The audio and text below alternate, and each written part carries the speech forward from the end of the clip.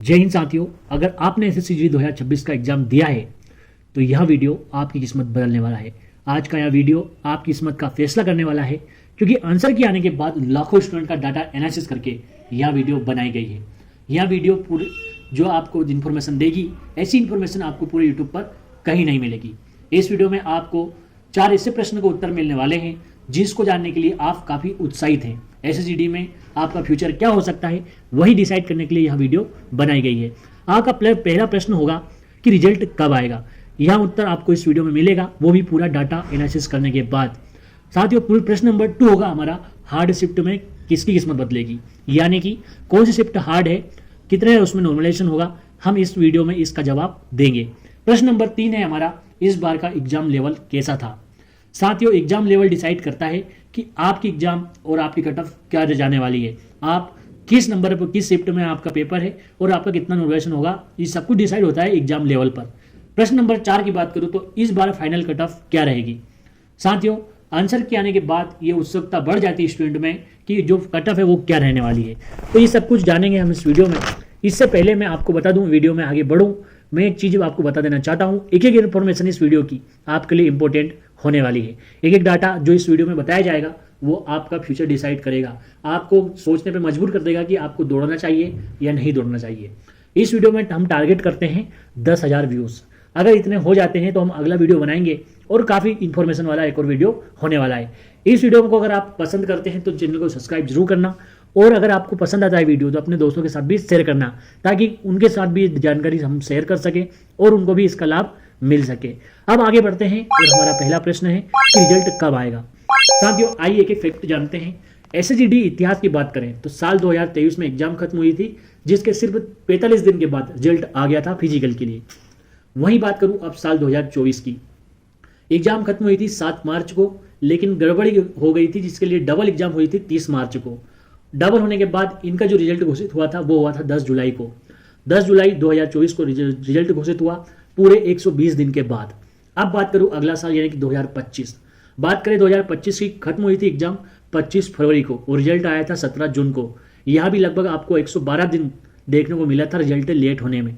अब बात करें 2026 की, तो इसी एग्जाम जो खत्म हुई है वो 30 मई को हुई है। यानी कि आपका रिजल्ट जो इस डाटा के हिसाब से पिछले 3 साल के हिसाब से देखें, क्योंकि इस बार भी गड़बड़ी हुई है। इस बार भी बहुत सारी जगह सर्वर नहीं चले हैं, बहुत जगह एग्जाम वापस करवानी पड़ी है। इसके चलते आपका ये समझ लीजिए कि 120 दिन से 115 दिन लग सकते हैं रिजल्ट आने में। यानी कि आपका रिजल्ट जो घोषित होगा वो होगा अगस्त के लास्ट वीक में। आज ये विश्वास रखिए आपका कि अगस्त से पहले आपका रिजल्ट नहीं आने वाला है। लेकिन यहाँ एक बात और याद रखना कि जब जब रिजल्ट लेट हुआ है, एसएससी में फिजिकल के लिए कोई समय नहीं दिया गया है। जैसे ही रिजल्ट घोषित होता है उसके अगले महीने में ही फिजिकल स्टार्ट हो जाते हैं। यही रहा है पिछले 3 सालों का रिकॉर्ड। अगर उन्होंने फिजिकल में टाइम, मतलब रिजल्ट में टाइम लिया है, तो फिजिकल के लिए ज़्यादा समय नहीं देते हैं। तो आप ये मान के चलिए कि आपका जो रिजल्ट आएगा वो जो अगस्त है उसके लास्ट वीक में आपको कभी भी देखने को मिल जाएगा। अब बात करते हैं प्रश्न नंबर 2 की, हार्ड शिफ्ट कौन सी थी और उसमें नॉर्मलाइजेशन कितना होगा।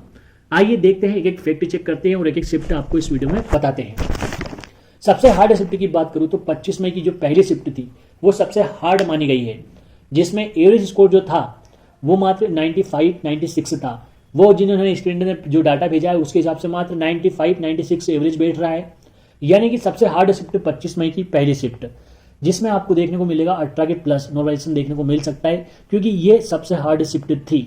ठीक है, इसके बाद बात करूं एक एक करके जो सारी जो हार्ड शिफ्ट थी हमारे बीच में आई है जो डाटा उसके हिसाब से, जिसमें लगभग 10 से 15 का आपका नॉर्मलाइजेशन हो जाएगा। ऐसे शिफ्टों के मैं कुछ नाम बताऊंगा आपको। अगर आप इन शिफ्टों में आते हैं तो बहुत बहुत अच्छी बात है कि आपका नॉर्मलाइजेशन 10 से 15 नंबर के प्लस होने वाला है। सबसे पहले बात करूँ मैं 25 मई सेकंड शिफ्ट और थर्ड शिफ्ट। अगली 28 अप्रैल सेकंड शिफ्ट, 6 मई सेकंड शिफ्ट, 19 मई सेकंड शिफ्ट। 7 मई की बात करूँ तो जो थर्ड शिफ्ट थी वो सबसे हार्ड शिफ्ट थी। इसके बाद अगले जो दिन है वो है 21 मई थर्ड शिफ्ट, 30 मई थर्ड शिफ्ट, 27 मई सेकंड और थर्ड। देखने वाली बात है कि 27 मई को जिनकी भी सेकंड और थर्ड में हुई है वो भी काफ़ी हार्ड एग्जाम थी। इसके बाद बात करूं मैं 30 अप्रैल, जहां आपको सेकंड और थर्ड दोनों शिफ्ट काफ़ी हार्ड देखने को मिली है। इसका मतलब है कि यहाँ भी आपके काफ़ी ज़्यादा नंबर नॉर्मलाइजेशन होने वाले हैं, करीब करीब 10 के प्लस आप नॉर्मलाइजेशन देखने को मिल जाएगा। अगर आप इन शिफ्टों में आते हैं तो फिर आपका नॉर्मलाइजेशन काफ़ी ज़्यादा होने वाला है, 10, 15, 17 तक के आपको नॉर्मलाइजेशन देखने को मिल जाएगा। लेकिन जो मॉडरेट शिफ्ट थी, जहाँ ना तो ईजी बोल सकते हैं ना हार्ड, वहाँ भी आपको 7 से 8 नंबर का नॉर्मलाइजेशन देखने को मिलेगा। और ईजी शिफ्टों की बात करें तो वहाँ भी आपको 2 से 3 नंबर का नॉर्मलाइजेशन देखने को मिल जाएगा। साथियों इस बार एक बात और आपको मैं वो करवा देता हूँ कि यहाँ पे जो नंबर है वो माइनस बहुत कम होते हैं। बहुत ही कम चांस होता है कि कहीं ना कहीं जाकर जो नंबर है वो माइनस हो। हमेशा 1-2 नंबर आपको प्लस देखने को मिलेगा, या फिर आपके जितने नंबर थे उतने ही रहेंगे। अब आपका जो अगला प्रश्न नंबर 3 है, जो कि आपको क्लियर कर देगा कि आप आगे तैयारी करें या नहीं। सब कुछ आपको एक सेटअप की तरह दिया जा रहा है, हर एक प्रश्न का नंबर आपको डाटा के साथ दिया जा रहा है।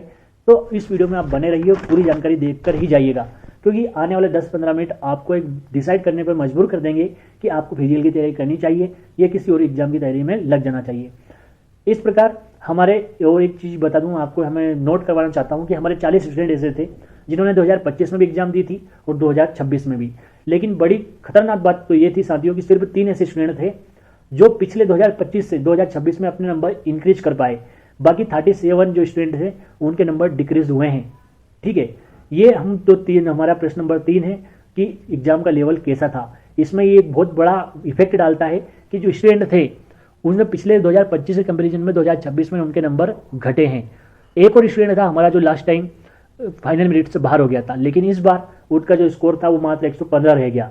यानी कि नंबर जो की बात करें जो एवरेज 2025 और 2026 की, तो इसमें एक चीज़ देखने को मिली है कि 2025 से स्टूडेंट के नंबर कम हो रहे हैं। कुछ स्टूडेंट को छोड़ दिया जाए तो लगभग 95% ऐसे स्टूडेंट हैं जिनके नंबर घट रहे हैं।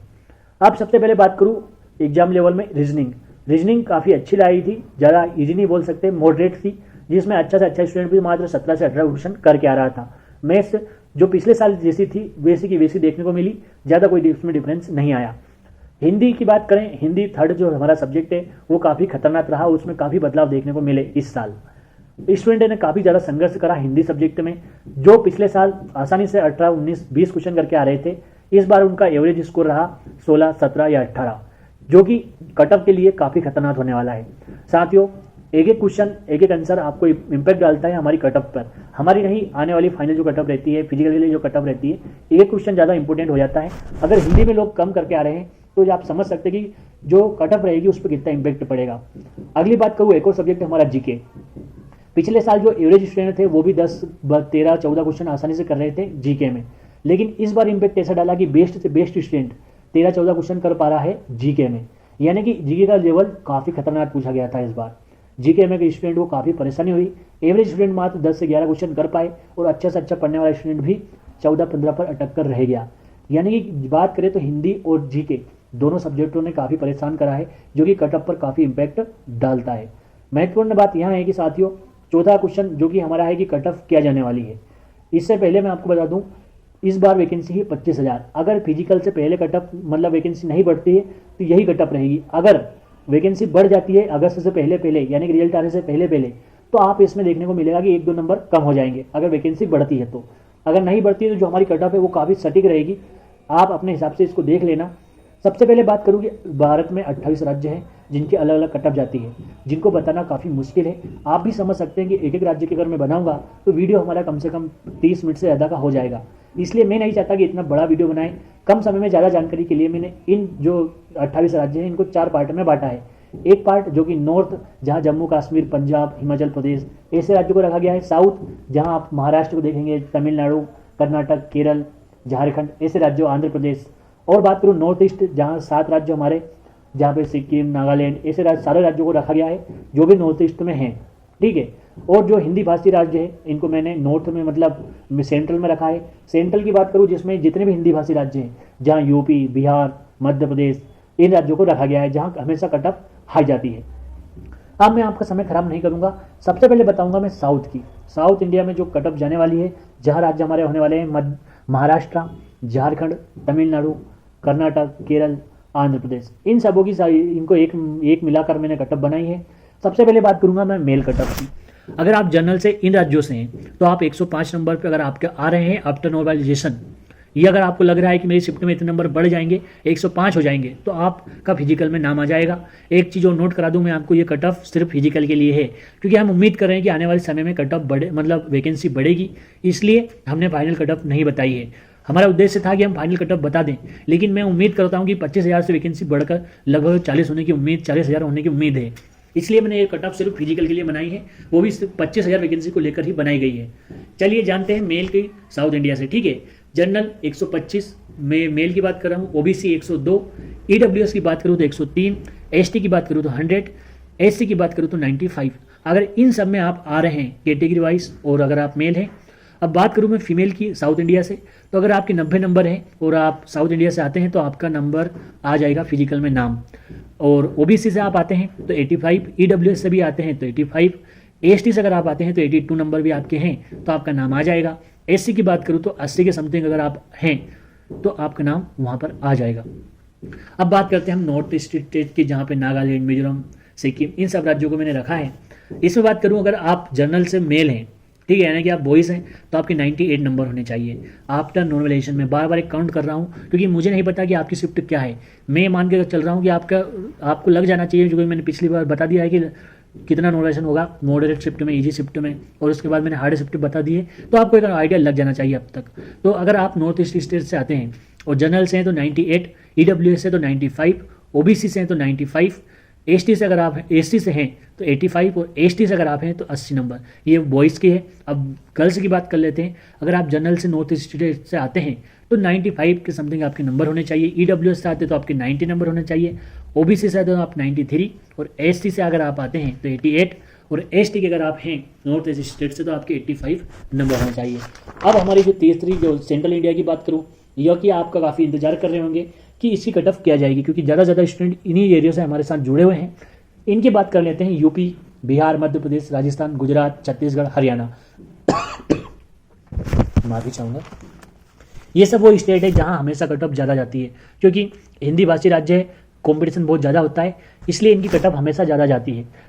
आइए जानते हैं सेंट्रल इंडिया की कट ऑफ क्या होने वाली है। साथियों, मेल और फीमेल दोनों की बताऊंगा। उससे पहले एक चीज़ और मैं आपको बता दूं, अगर आप मध्य प्रदेश से आते हैं, मैंने सबकी एक ही कट ऑफ बनाई है, लेकिन जैसे कि मैंने जो टारगेट किया है वो यूपी और बिहार को किया है। यहाँ सबसे ज़्यादा हिंदी भाषी में कट ऑफ जाती है। अगर आप मध्य प्रदेश से हैं तो इन कट ऑफ से 2 से 3 नंबर आप कम कर लेंगे। गुजरात से हैं तो कम से कम 6 नंबर आप कम कर लेंगे। राजस्थान से हैं तो आप इस कट ऑफ से लगभग 3 से 4 नंबर कम कर लेंगे। ठीक है, इस हिसाब से वीडियो बनाया गया है, क्योंकि हर एक स्टेट की अगर मैं बनाता तो काफ़ी टाइम लग जाता।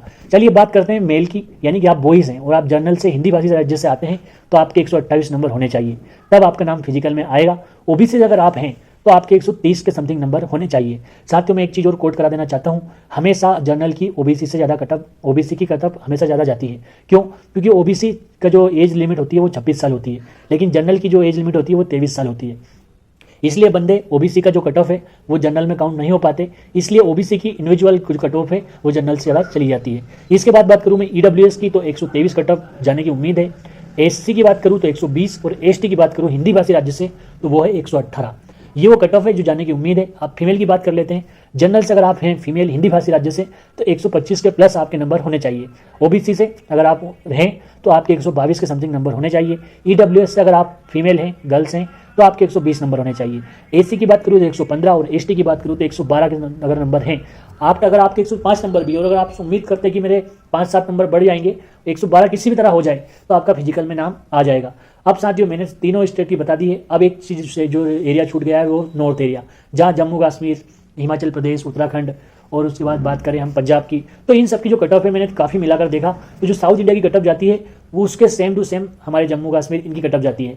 इसलिए जो भी अपनी कट ऑफ जानना चाहते हैं इन राज्यों से, ऊपर वाले जितने भी राज्य हैं, तो हमारे 2-3 मिनट पहले बताई गई साउथ की कट ऑफ आप देख लेना, लगभग 2 से 3 नंबर का इफेक्ट पड़ेगा, बाकी आपकी वही कट ऑफ रहने वाली है। साथियों, हमारा वीडियो आपको कैसा लगा हमें कमेंट बॉक्स में जरूर बताना। साथ ही बताना कि आपका जो स्कोर है वो क्या है, आपकी शिफ्ट क्या थी, और आपके कितने नंबर बन रहे हैं, आप जरूर बताएं। वीडियो पसंद आया तो अपने दोस्तों के साथ भी शेयर करना, चैनल को भी सब्सक्राइब करना, क्योंकि आपका एक सब्सक्राइब हमें मोटिवेट करता है एक नया वीडियो बनाने के लिए। और एक चीज़ और मैं पूछना चाहता हूँ कि हम अगला जो टॉपिक है वो किस पर वीडियो बनाएं, कौन सा हम टॉपिक लेकर आएँ जो में आपकी मदद मिल सके। इसलिए कमेंट बॉक्स में हमें किस टॉपिक पर वीडियो बनाना है ये भी जरूर बता के जाना।